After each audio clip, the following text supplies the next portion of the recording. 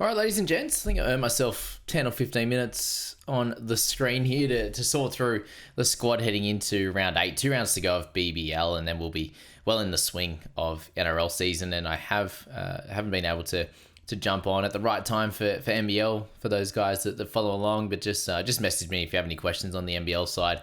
We were having a pretty good week on that front until it was a little bit of an issue with Mr. Tanner Groves last night with 11 points. But alas, we moved to BBL and 6 trades left. Good fun. No boosts, obviously, but ended up some green arrows. 263 up into 1336. It all came down to one man. And the trades that I mentioned to you guys at the beginning of the week completely changed when I saw Mr.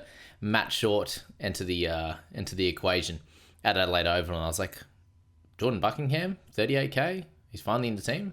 I think I might buy him and get Matt Short. And thankfully, that meant Michael Neeser, who was going to come into the side in the end after getting Berendorf, which was a late switch as well. I then could only get, like a Neeser and Bo Webster. So when Short and Lynn were absolutely whacking Neeser everywhere, that felt like a really nice move. And I ended up bringing Short and captaining him. So that ended up pushing me to a nice 688. But there was also 2 other top guns in Maxwell and also Stephen Peter Devereux Smith that ended up crushing it as well. That Smith innings was wild, and obviously Shorts is great as well. But to move straight back from test match batting into that kind of style is incredible. And then same for Short coming back from injury. And that pitch for Maxwell, 7 for 50 odd or whatever it was, to come out and bat like that, to then see the Renegades batting second on a pitch that should be a little bit easier, batting second, just absolutely looked terrible, and he was incredible. So massive props to him. So I will say my luck went my way. Neeser dropped that catch off Matt Short. That game was awesome for luck wise, apart from Spencer Johnson getting 27 red and picking up another 50 points from just the bat alone, which was pretty wild at the end. But that was where the luck came. Where I didn't have luck was Mr. Ben McDermott getting a ripe old 0 for me as I was selling Philippi, and I was like, I'm locking in, sticking with McDermott, and just had to start him straight up with Doran there in the side, and he didn't even bat and has a hamstring problem. And thankfully, I did just find out, literally just a minute before I clicked on to start, that he didn't get named in the squad. So he'll be out for this game, at least for this game. So I think that means he has to be sold. And that's where I think, in my opinion, that Matthew Wade has to come into my side personally. And I think that he is the guy, if you're looking at the wicket-keeping slot, he is the guy that you will have to select. But yeah, that was where the luck continued to go poorly on that front. I did make a mistake this week, actually, selling Dwarsh in the end over Stoin was my problem.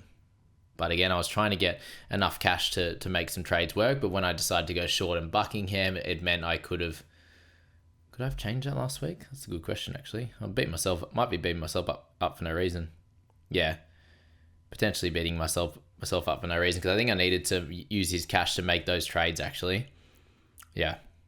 Okay, but in the end, I could have held Dwarshus. But anyway, just another little learning, Stoyan with the crampies.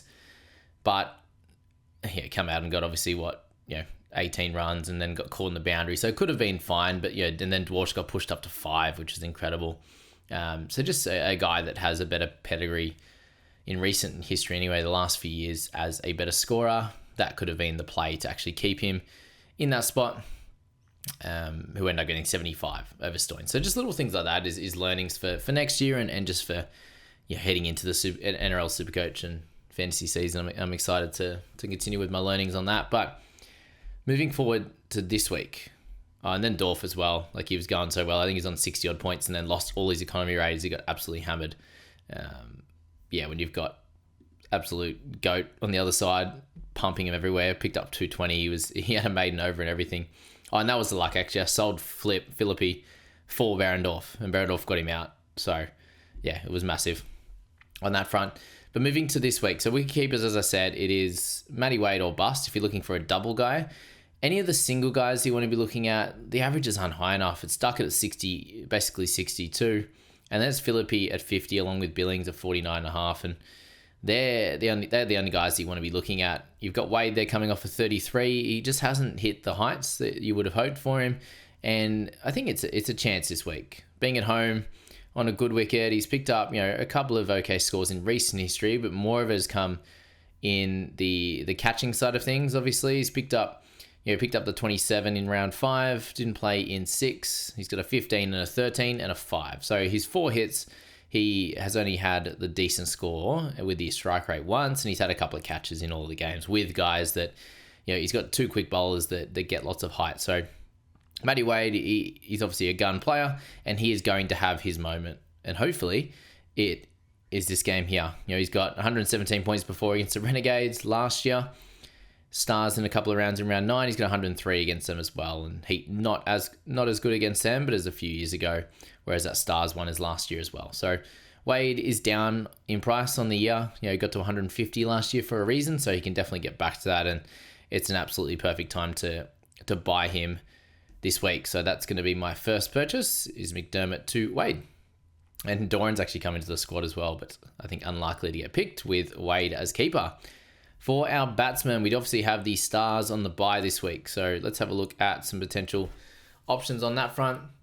Personally, just looking at my side, I was waiting to make the decisions with Mr. McDermott, but now I can look to potentially make a few moves. But I do think right now that Finn Allen and Green, given they're playing tonight, they're going to sit in my emergencies. And I have Stoinis, I have one of Liam Scott or Weatherald, these types of guys that I could, if they're not playing, can loop with those two if they would have both play well.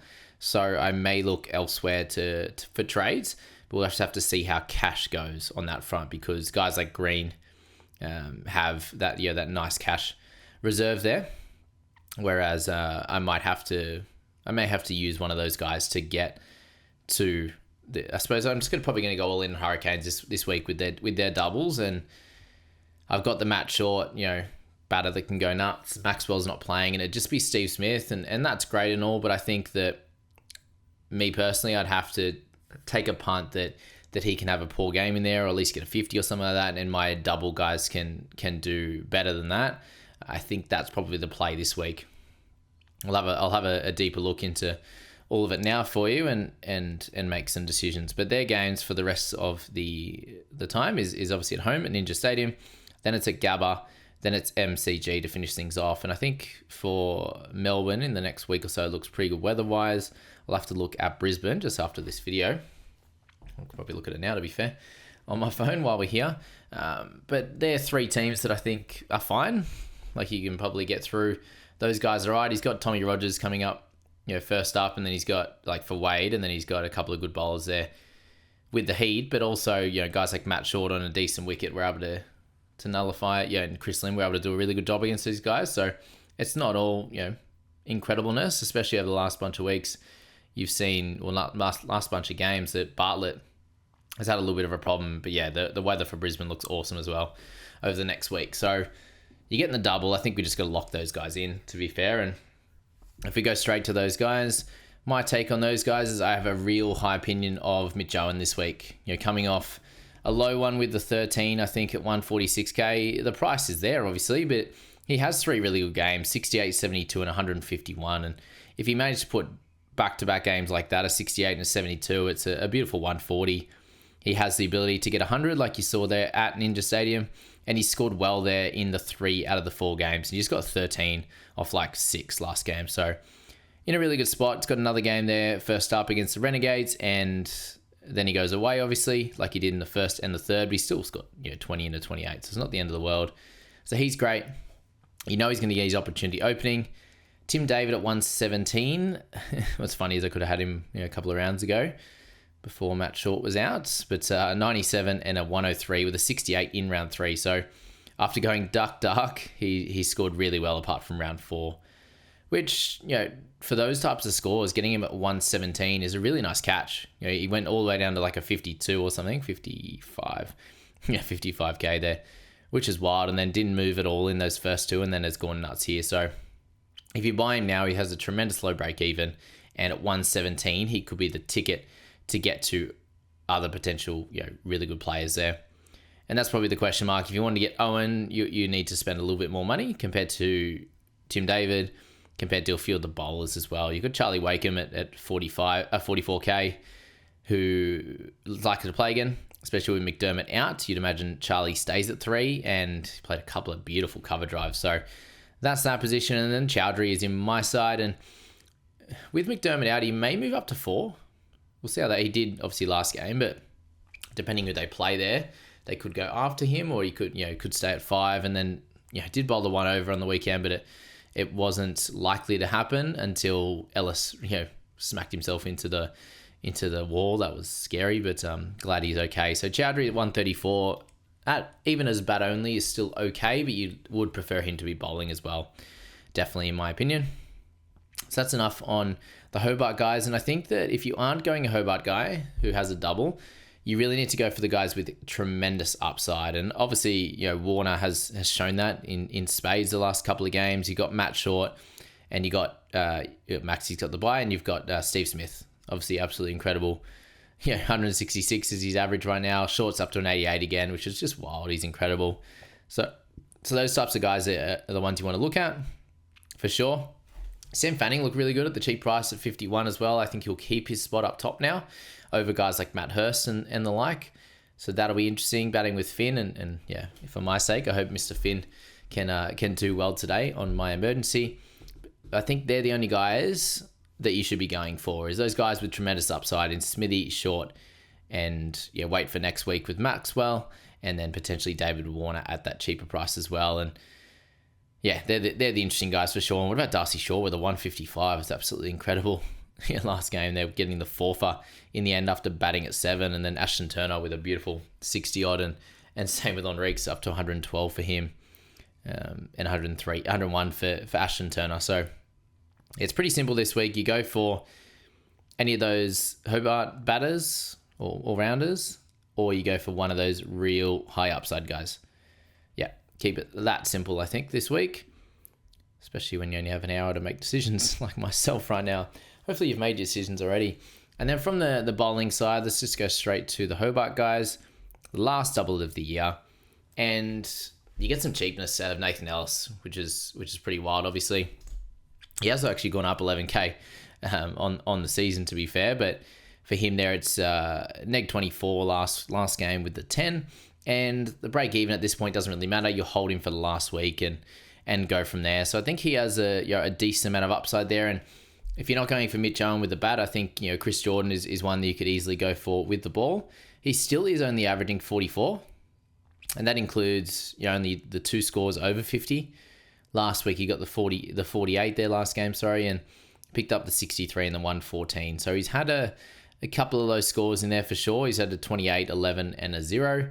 And just the one massive score. So at 149, he's definitely someone that could come out and do a cracking job for your side, but he could also get one of those low ones as well, which is what we've seen. And similar situation with Meredith, with Ellis. Ellis is batting a little bit higher, but seems to be getting hit a little bit, and he bowls a lot of the important overs, obviously. But for Meredith, it's one big score. It's a 62 and a 53. So he's gone over that 50 mark in 3 of his 6 goes, which I think is really solid. And coming up, as we said, with Renegades, with Brisbane and with Melbourne Stars as well, that they're all decent little quips for someone like Meredith. But if you were to go him or Ellis, you have to go Ellis, just making, as a guy that has played for Australia more recently, has big scores in him. Like he's gone 115, 57, and then he's gone low the last 3, which probably means he's due in how this works, and you're not going to go well each and every game, and this could be the time that Nell does really well.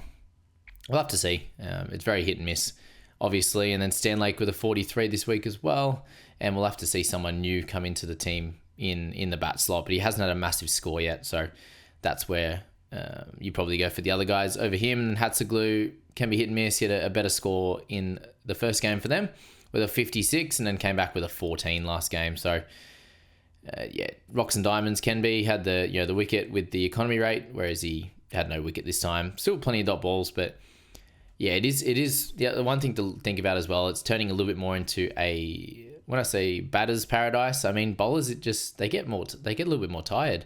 To be fair, it's how it usually would work over a course of a period of time. They're traveling a lot on planes, and these batters, they're it just ends up being a little bit better for them to end the season. Pitches haven't been as zippy as well, but I think it's more the bowlers just slowing down a little bit. It becomes a little bit harder for them is what we saw. But yeah, you did see the Stars bowlers. I can't believe Steckity got 140.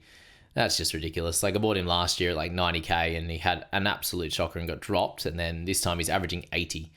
Just hilarious. And then Joel Paris as well. Two guys we're looking at the beginning of the season had really terrible starts or didn't get picked. And now he picked up 113 as well. Absolutely incredible. So that's that with that. I'll have a little bit of a play with my team and see what cash I can move around to get certain guys. But I could be interested in going for the Mitch Owen, just hit and play and hope, because I want to push myself in the top 1,000. Sean Abbott, little forfer again for his 94. So he's up at 166 now, which is still at a decent price, closer to Johnson now, who's also in decent form. Didn't bowl as well the other day. Connolly backed it up with a 74 again. You had Fergus back in the good books with a 90. Picked up a couple of wickets there. So there's plenty of guys doing good things. But I think for the most part, you go for one of those upside guys or you go for the Hobart guys. Good luck with your selections tonight, and we'll see you in the next round.